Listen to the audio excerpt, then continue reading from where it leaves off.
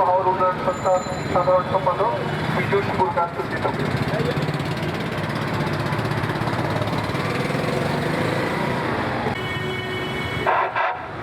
ধন্যবাদ।